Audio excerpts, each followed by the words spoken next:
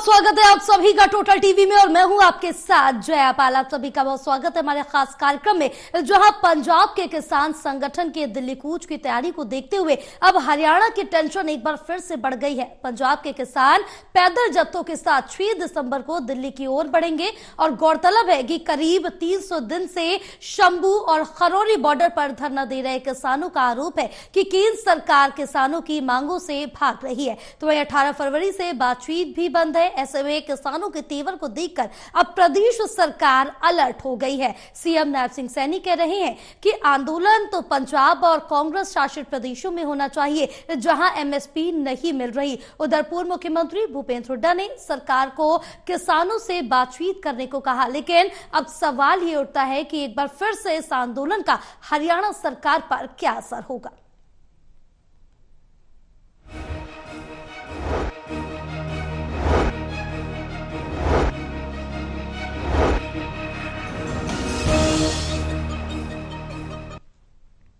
तो आज उसी पर चर्चा करेंगे। हमारे साथ खास मेहमान जुड़ चुके हैं। वरिष्ठ पत्रकार वीरेंद्र सोनी जी हमारे साथ जुड़े हुए हैं। देवेंद्र कथुरिया एसोसिएट एडिटर हमारे साथ जुड़े हुए हैं। Doctor Mahesh Kumar associate editor हमारे साथ जुड़े हुए हैं। आप सभी का टोटल टीवी पर बहुत स्वागत है। और आज हम किसानों को लेकर चर्चा करेंगे क्योंकि एक बार फिर से जो धरना प्रदर्शन है उसकी तैयारी में किसान जुटे हुए हैं। लेकिन उससे पहले दिखाएंगे एक रिपोर्ट।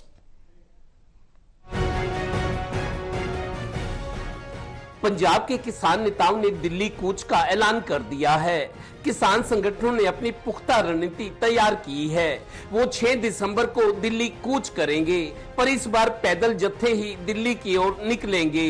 जत्थों में सबसे आगे मर्जी बड़े जत्था होगा। पंजाबी में मर्जी बड़े का मतलब मरने को तैयार रहने वाले लोग। इनके पीछे किसान नेताओं के अलग अलग जत्थे होंगे। किसान सुबह 9 बजे से शाम 5 बजे तक पैदल चलेंगे, जहां रात होगी वहीं सो जाएंगे। रविवार को दिल्ली कूच का अपना ऐलान करते हुए किसान नेताओं ने केंद्र सरकार पर बातचीत से पीछे हटने का आरोप लगाया।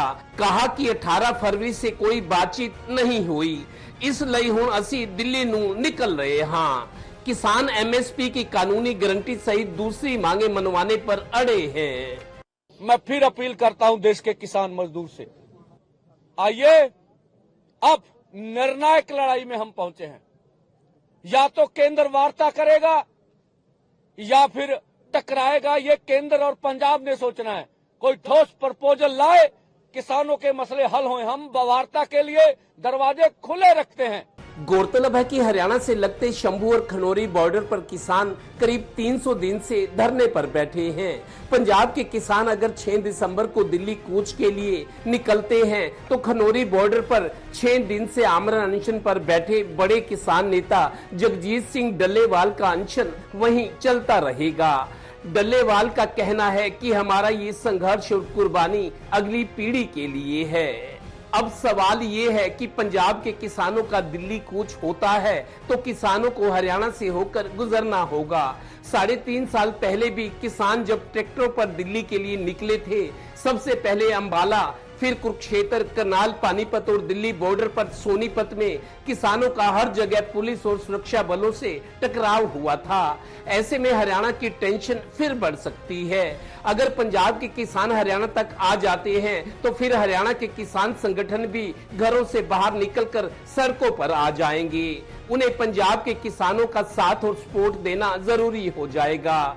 उनके लिए खाने पीने, सब्जियां, दूध, दाल, राशन और पानी के टैंकर स्थानीय स्तर पर ही जुटाने होंगे। हालांकि पंजाब के किसान संगठन शांतिपूर्ण तरीके से पैदल जत्थे ले जाने का भरोसा दे रहे हैं, पर एक बार किसान दिल्ली बॉर्डर पर बैठ गए तो इनका दिल्ली आना जाना शुरू हो जाएगा और हरियाणा की सड़कों पर निकलना, व्यापार का आदान प्रदान प्रभावित होने के अलावा राशन, दूध और सब्जियां महंगे हो सकते हैं। इंतजार अब इस बात का कि सरकार का रुख क्या रहता है। हालांकि हरियाणा के मुख्यमंत्री नायब सिंह सैनी ने किसान आंदोलन पर कहा है कि उन्हें आंदोलन करना है तो कांग्रेस शासित राज्यों में करे, वहां एमएसपी मांगे, हम तो पहले से ही दे रहे हैं। जो धरना है, धरना पंजाब में बनता है। धरना कांग्रेस की जहां सरकार है जो एमएसपी नहीं दे रही वहां बनता है, हम एमएसपी दे रहे हैं, हमने दिया है। और ये जो इस प्रकार का झूठ कांग्रेस ने फैलाया था कि एमएसपी बंद हो जाएगा, नरेंद्र मोदी जी लगातार एमएसपी को बढ़ा करके देने का काम कर रहे हैं। किसान जो मांग लेकर आ रहे हैं, सरकार को तुरंत उनसे बातचीत करनी चाहिए, इसका समाधान निकालना चाहिए, क्योंकि उनकी मुख्य मांग है जो उस टाइम भी बात चर्चा हुई थी, कमेटी भी बनी थी, कमेटी की रिपोर्ट कोई नहीं आई कि भाई एमएसपी को कानूनी गारंटी दी जाए, वो मुख्य मांग है उनकी। अब एमएसपी तो डिक्लेयर कर देते हैं, अब हरियाणा में कह रहे हैं हम 24 फसलों का हम एमएसपी दे रहे हैं, 24 तो फसल ही नहीं होती हरियाणा में। चलिए देखते हैं क्या होता है। Haryana bureau total news.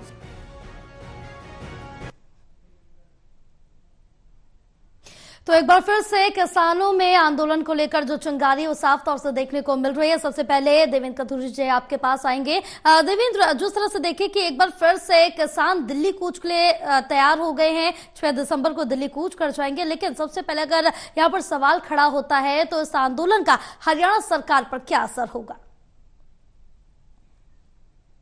देखिए जया, खनौरी बॉर्डर जो कैथल जिले को पंजाब के संगरूर से मिलाता है और शंभू बॉर्डर जो अंबाला को राजपुरा से, मतलब 2 जगह तो ये है। तीसरा जींद वाला रास्ता है, जींद और पटियाला वो भी बॉर्डर पड़ता है। लेकिन फिलहाल धरने की जो जगह थी वो खनौरी बॉर्डर कैथल और संगरूर डिस्ट्रिक्ट और शंभू बॉर्डर अंबाला और राजपुरा, ये 2 जगह पर चल रहा था। सवाल ये है कि 300 दिनों से किसान धरना दे रहे हैं। अब ये तो है नहीं कि वो घर चले जाएंगे, 300 दिन से लगातार धरना दे रहे हैं, सरकार से मांग कर रहे थे। लेकिन अब जिस तरीके से किसान नेता कह रहे हैं कि 18 फरवरी के बाद बात नहीं हुई, सरकार ने जो कुछ कहा था एमएसपी पर कानूनी गारंटी देंगे, मुकदमे वापस होंगे, जो किसानों की जिन किसानों की जान गई थी दिल्ली बॉर्डर पर जब आंदोलन हुआ था 1.25 साल, उनके परिजनों को मुआवजा दिया जाएगा और भी कर्जा माफी, कई इस तरह की मांगे हैं। अब किसान 300 दिन से धरने पर बैठे हैं पंजाब हरियाणा बॉर्डर पर, ये जाहिर है वो घर नहीं जाएंगे। अब दबाव बना रहे हैं सरकार पर, केंद्र पर,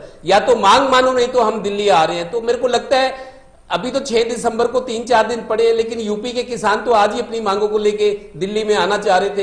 हालांकि जिस तरीके से बैरिकेटिंग को लांघा उन्होंने, थोड़ा सा लगा कि कुछ माहौल खराब हो सकता है, लेकिन फिर उनको समझाया गया। वो दिल्ली के बाहर दलित स्थल पर धरने पर बैठ गए हैं कि हमारी मांगे नहीं माने तो हम दिल्ली तो आएंगे ही। फिलहाल उनको मनाया गया है। एक झलक किसान आंदोलन की यूपी साइड से दिखाई दी है।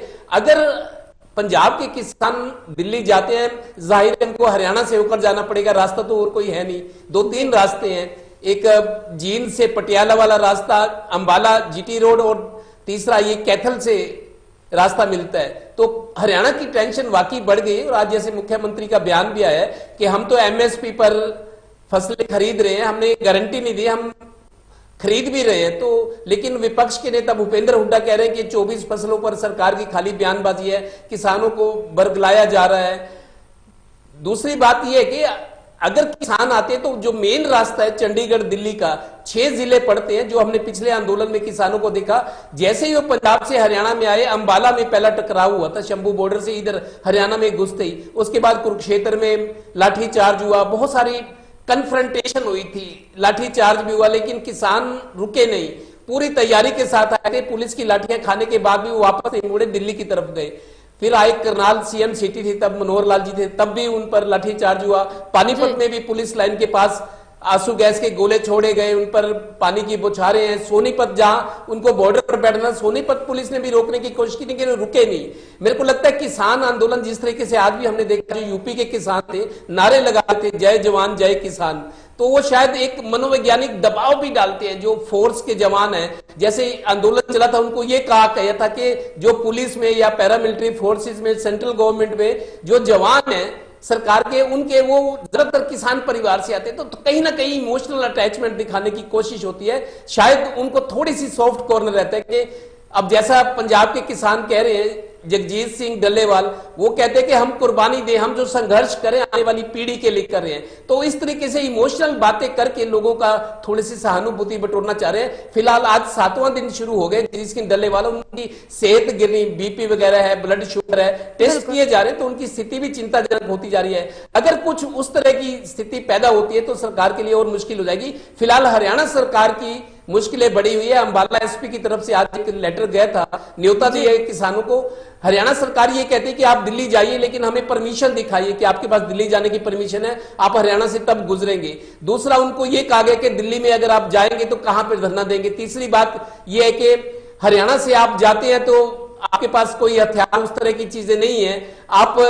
आप कहीं ऐसा नहीं हो कि आप सोने के बहाने पक्का मोर्चा ही लगा लें किसी जिले में हरियाणा के, तो इस तरह की एहतियातन बिल्कुल। और ये सुप्रीम कोर्ट की तरफ से गारंटी चाहती है। बिल्कुल, सुप्रीम कोर्ट ने भी यही कहा है कि आम जनता को परेशानी ना हो, अगर आप जा रहे हैं दिल्ली तो आपका अधिकार है, आप जाइए। लेकिन ये जो आंदोलन है, जो धरना है, वो सही है या गलत है, इसके बारे में सुप्रीम कोर्ट ने भी अभी कुछ नहीं कहा है। बहरहाल महेश भी आपके पास आएंगे, क्योंकि अब इस आंदोलन को लेकर जो किसानों का रुख है वो उग्र होता जा रहा है। किसान अपनी मांगों पे डटे हुए हैं, 5 से 7 उनकी जो मांगे हैं वो सरकार के सामने रख रहे हैं। लेकिन इस बीच अब जो ये धरना है, आंदोलन है, इस पर हरियाणा सरकार का क्या कुछ रुख होगा?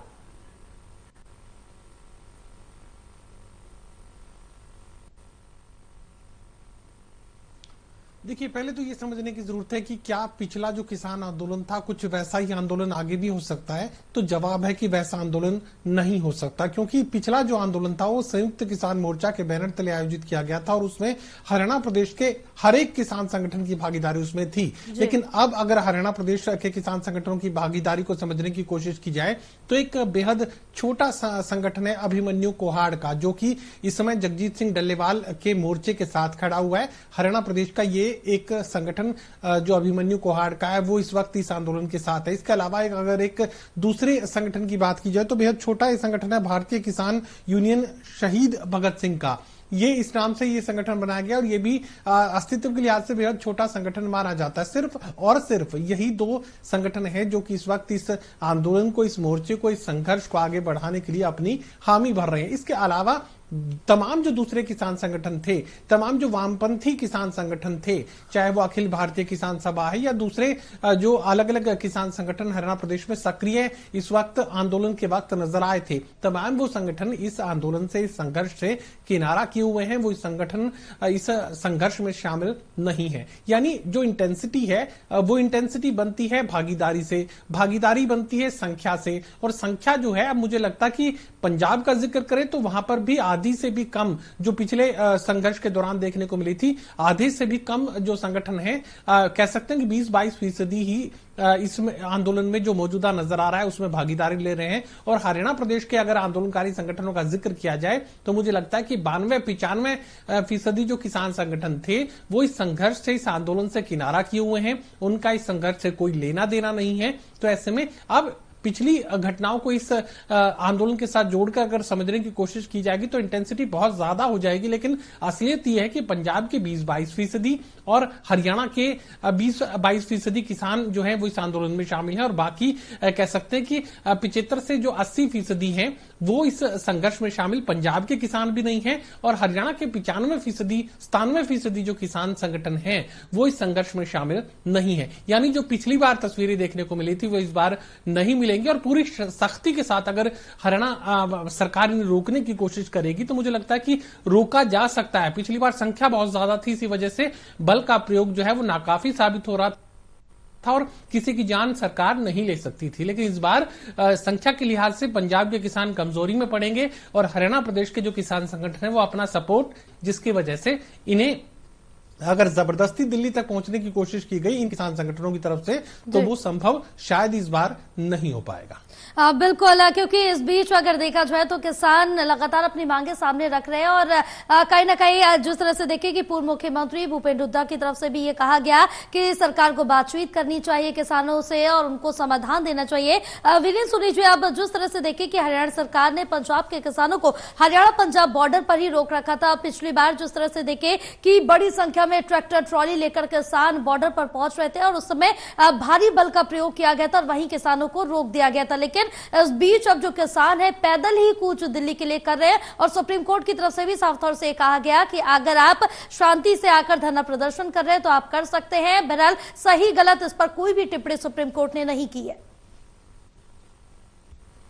देखिए, अब जो किसान आंदोलन था, जो बिल्कुल बात निश्चित है, जो पहले वाला स्वरूप था इस बार वो स्वरूप तो नहीं है, बिल्कुल। लेकिन इस आंदोलन के अंदर कुछ ऐसे तत्वों की घुसपैठ हो गई है जो मतलब सरकार के खिलाफ जो है वो एक वातावरण बनाना चाहते हैं। देखिए, किसानों की मांगे उचित हो सकती है, उनका समाधान भी होना चाहिए, सबकी इस बात से सहमति है, लेकिन जो आंदोलन का स्वरूप है इस पर लेकर मतभेद हो सकते हैं। मान लीजिए कि अगर आप हरियाणा के अंदर आते हैं तो निश्चित रूप से हरियाणा पुलिस जो है कार्रवाई करेगी, आंदोलन हिंसक ना हो।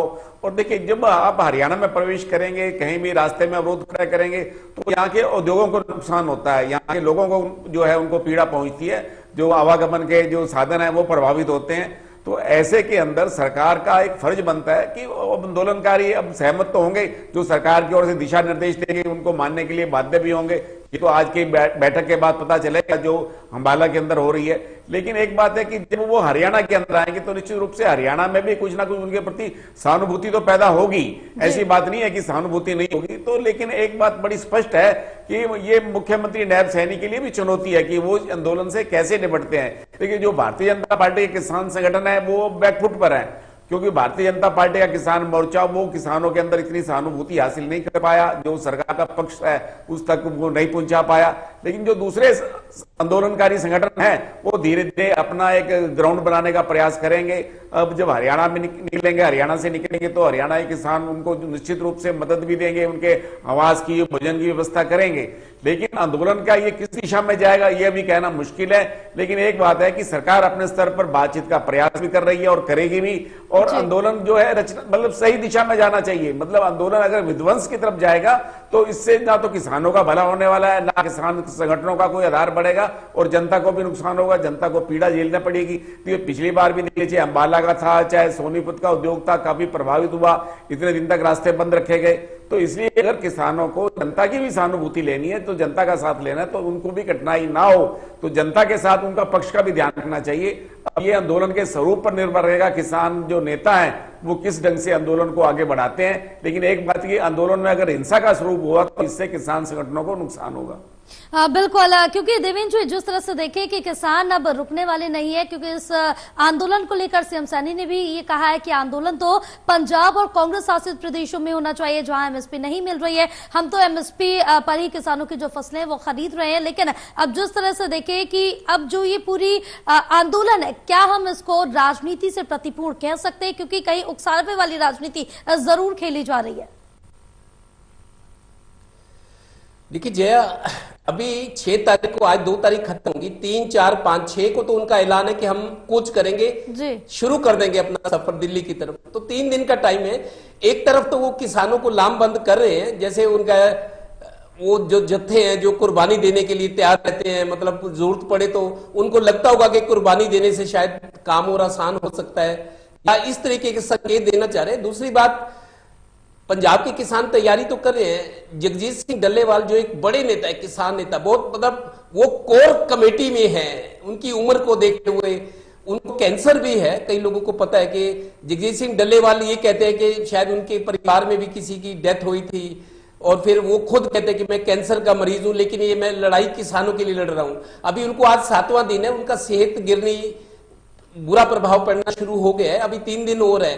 मान लो उनको देखे, उनको कुछ हो गया, कुछ स्थिति खराब होगी ज्यादा, तो थोड़ा किसान आंदोलन में और उग्र हो सकता है और उसमें आक्रामकता आ सकती है। लेकिन अभी 3 दिन का टाइम है, मेरे को लगता है अभी दबाव बनाने की कोशिश करें। अभी हरियाणा के किसान उनके साथ नहीं है, ना उनकी तरफ से कोई बयान है, ना ये है कि आप आओ हरियाणा में, हम आपका स्वागत करेंगे, आपको सपोर्ट करेंगे।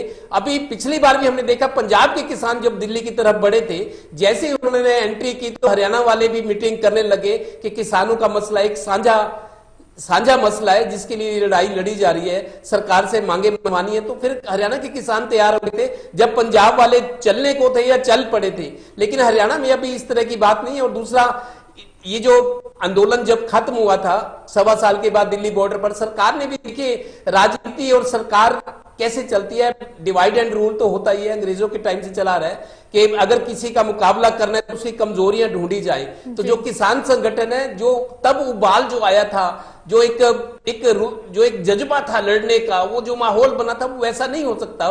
बिल्कुल ठीक बात है, उसमें संख्या इस बार कम है, संगठन भी, नेता भी, वो कई नेता मतलब उस तरीके से उनकी भावना नहीं है कि एकजुट होकर लड़ाई लड़ी जाए। कुछ स्थितियां बदल गई हैं।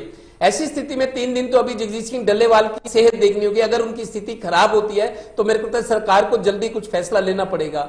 और दूसरी बात, अभी 3 दिन पड़े, शायद दबाव बनाने की रणनीति है। पंजाब के किसान आपको बता दूं बहुत बहादुर रहे, और मैं पहले भी हमने कहा था जब पिछला आंदोलन चला था तो पंजाब वाले जब आए थे तभी हरियाणा के किसान खड़े हुए थे उनके समर्थन में। फिर हमने देखा जैसे उन्होंने वहां डेरा डाला सिंघू बॉर्डर पर, उसके बाद ट्रोलियां भर के, मैंने भी कई बार वहां दौरे किए थे, ट्रोलियां भर के सुबह सुबह उठ के सब्जी दूध के भर के लाना, कैन पानी के लाना, उनको हर चीज मुहैया कराना। हरियाणा के लोगों ने बहुत सेवा करी थी, क्योंकि पंजाब से राशन आ नहीं सकता, कुछ आ सकता है, लेकिन जरूरतें इतनी होती है तो लोकल लोग वो कमी को पूरा करते थे। खेतों से सब्जियां आजादपुर मंडी नहीं जाती थी, ट्रॉली भर के सब्जियां वहीं बांट दी जाती थी। जब किसान जहां धरने पर बैठे थे, दूध हो या अंडे हो या दवाइयां हो, राशन हो, बनी बनाई सब्जी हो, गुरुद्वारे वाले लंगर भी पहुंचा रहे थे। तो देखिए जरूरतें, आज सर्दी का मौसम है, इस ठंड के मौसम में सभी तरह की जरूरतें बढ़ जाती हैं। गर्मी में तो आदमी गुजारा कर लेता है, लेकिन सर्द रातों में गुजारा करना,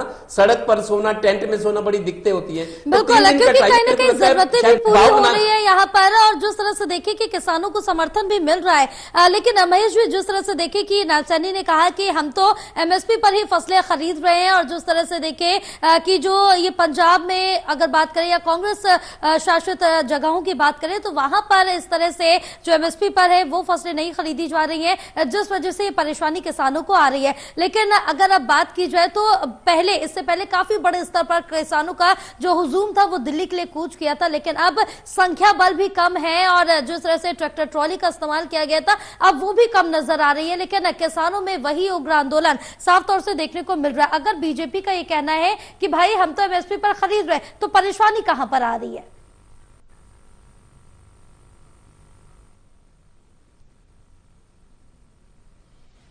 देखिए, सबसे पहले तो मुख्यमंत्री के ऐलान पर मैं जिक्र यहां पर करना चाहूंगा। एमएसपी की घोषणा की गई है, अखबारों में खबरें छापी गई, उसके अलावा विज्ञापन छापे गए, लेकिन जमीनी हकीकत यह है कि एमएसपी पर किसानों की फसल खरीदी नहीं जा रही, और यही सबसे बड़ी परेशानी है। हरियाणा प्रदेश के दूसरे किसान संगठनों से भी मैंने संपर्क साधने की कोशिश की, उनके नजरिए को समझने की कोशिश की, तो साफ तौर से ये कहा गया कि वो संयुक्त किसान मोर्चा से संबंध रखते हैं, तो ऐसे में इस आंदोलन से, इस संघर्ष से उनका तो कोई लेना देना नहीं है। लेकिन ये बात सही है कि एमएसपी, जब मैंने भी सवाल किया कि एमएसपी तो हरियाणा की सरकार पहले से दे रही है, तो आपको इस आंदोलन में शामिल होने की वैसे भी कोई जरूरत नहीं बनती है, तो जवाब ये दिया गया कि एमएसपी पर फसलों की खरीद नहीं हो रही। जो रियलिटी है वो अलग है, घोषणाएं अलग तरीके की है, और यही मांग यहां पर किसानों की तरफ से की जा रही है कि जब आप एमएसपी दे रहे हैं और आप ये दावा कर रहे हैं कि किसानों की फसलें 24 फसलों का, जैसा कि जिक्र हरियाणा प्रदेश में किया जा रहा है कि हम एमएसपी पर किसानों की 24 फसलें खरीद रहे हैं, तो इसकी कानूनी गारंटी देने में परेशानी क्या है? जब आप पहले से दे रहे हैं तो उसका आर्थिक पक्ष तो खत्म हुआ, क्योंकि आप एमएसपी पर पहले से खरीद रहे हैं। अब दूसरी कहानी है कि अगर दे रहे हैं तो फिर उसकी कानूनी गारंटी क्यों नहीं दे रहे हैं? जमीनी हकीकत क्या है कि एमएसपी पर किसानों की फसलें नहीं खरीदी जा रही, उससे कम कीमत पर किसानों को बेचनी पड़ रही है। तो ऐसे में अब जो सरकारी दावे हैं, घोषणाएं हैं और जमीनी हकीकत है, उसमें काफी बड़ा अंतर है। और दूसरा पहलू मैं यहां पर समझाने की कोशिश करूंगा। दरअसल पिछली बार जैसा आंदोलन इस बार इसलिए भी नहीं होगा क्योंकि अब हरियाणा प्रदेश में लोकसभा के चुनाव भी 5 साल के बाद है, और विधानसभा के चुनाव भी 5 साल के बाद है। और नगर निगम और नगर निकायों के जो चुनाव वो होने हैं वो शहरी क्षेत्र में होने हैं, जहां पर कांग्रेस पार्टी शायद ही कोई भागीदारी अदा करे। क्षेत्रीय दलों की भूमिका वैसे भी शून्य हो चुकी है। तो ऐसे में अब किसी भी तरह का सियासी लाभ विपक्षी दलों को नहीं मिल सकता है, चाहे वो कांग्रेस पार्टी हो या कोई भी दूसरा क्षेत्रीय दल हो, उन्हें कोई सियासी लाभ नहीं मिल सकता है, किसी भी तरीके से नहीं मिल सकता है। 5 साल दूर की बात है विधानसभा चुनाव, 5 साल दूर की बात है लोकसभा का चुनाव। तो ऐसे में करीब 4.5 साल की दूरी की जो स्थिति है वो यहां पर लोकसभा चुनाव के लिए भी देखने को मिल रही है। ऐसे में अब अगर सरकार के पक्ष का माहौल बने या खिलाफत का माहौल बने, उसमें कम से कम कांग्रेसी अपनी राजनीतिक भागीदारी अदा नहीं करेंगे, क्योंकि इसका कोई सियासी लाभ वोट बैंक के रूप में उन्हें नहीं मिल सकता। 5 साल के बाद क्या होगा, किसे मुद्दा याद रहेगा नहीं रहेगा, किस तरह की सियासी हालात होंगे, कोई नहीं जानता। तो ऐसे में अब इतना तो तय है कि चुनाव बेहद दूर होने की वजह से कांग्रेस पार्टी के लोग पर्दे के पीछे ऐसे किसी आंदोलन को सपोर्ट नहीं करेंगे, और ना ही ऐसी कोई जरूरत है। अब हरियाणा प्रदेश में लोग इसलिए भी सीधी भागीदारी नहीं दिखाएंगे क्योंकि सत्ता परिवर्तन की कोई गुंजाइश है नहीं और 5 साल के बाद ही अगली सरकार को लेकर फैसला होना है। तो ऐसे में अब अगर किसान संगठन किसी सियासी मकसद के साथ आगे बढ़ने की कोशिश भी करें तो उसका कोई लाभ नहीं है। अब जो भारतीय जनता पार्टी के साथ है वो यकीनन फिर सरकार के साथ चलेगा, सरकार की भाषा बोलेगा, और जो सरकार के साथ नहीं भी है वो अगले 5 साल किसी तरह की मुकाबले की स्थिति यहां पर कायम करने की कोशिश नहीं करेंगे, तो वो भी शांति से बने रहेंगे। मुझे नहीं लगता कि पिछली बार जो समर्थन हरियाणा प्रदेश के किसान आंदोलनकारियों की तरफ से जो पंजाब के आंदोलनकारियों को दिया गया था, जो रास्ते बनाए गए थे, जो खाना पहुंचाया गया था, जो हर तरह की दूध सब्जी और हर तरह की सप्लाई यहां पर सुनिश्चित की जा रही थी, और ये हरियाणा के किसान ही थे जिनका साथ पाकर पंजाब के किसान जो है हरियाणा के बैरिकेड्स एक के बाद एक तोड़ते चले गए। हरियाणा पुलिस से मुकाबला कर पाने में अगर पंजाब के किसान सक्षम हुए तो वो हरियाणा के किसानों का सहयोगी था, हरियाणा के लोगों का सहयोगी था, जिसकी वजह से संभव हो पाया। इस बार ना तो किसान संगठन उस तरह का सहयोग करेंगे, ना ही हरियाणा प्रदेश के लोग उस तरह का सहयोग करेंगे। तो ऐसे में अब चूंकि पंजाब के किसानों की संख्या भी काफी सीमित हो चुकी है, अब किसी भी तरह के बल प्रयोग की गुंजाइश जो है नहीं मुझे दिखती, और अगर पंजाब के किसान किसी भी तरह के बल प्रयोग की स्थिति को पैदा करेंगे तो यकीनन फिर इन किसानों को नुकसान उठाना पड़ेगा, क्योंकि हरियाणा से सहयोग और आशीर्वाद नहीं मिलेगा। बिल्कुल, क्योंकि कहीं ना कहीं अब जिस तरह से देखें कि किसान भी पीछे हटने को तैयार नहीं है और पुलिस प्रशासन की तरफ से भी साफ तौर से कहा जा रहा कि हम आगे नहीं बढ़ने देंगे। बहरहाल पूरी चर्चा के लिए आप सभी का बहुत शुक्रिया। और जिस तरह से देखें कि पंजाब के किसान संगठनों की तरफ से दिल्ली कूच की जो तैयारी है वो जोरों पर नजर आ रही है, जिसके मद्देनजर रखते हुए अब हरियाणा सरकार की जो टेंशन है वो एक बार फिर से बढ़ गई है। लेकिन अब उसका प्रभाव क्या पड़ेगा हरियाणा सरकार पर और क्या कुछ इसके विपरीत एक्शन लिया जाएगा, ये तो देखने वाली बात होगी। फिलहाल मुझे दीजिए इजाजत, आप देखते रहिए टोटल।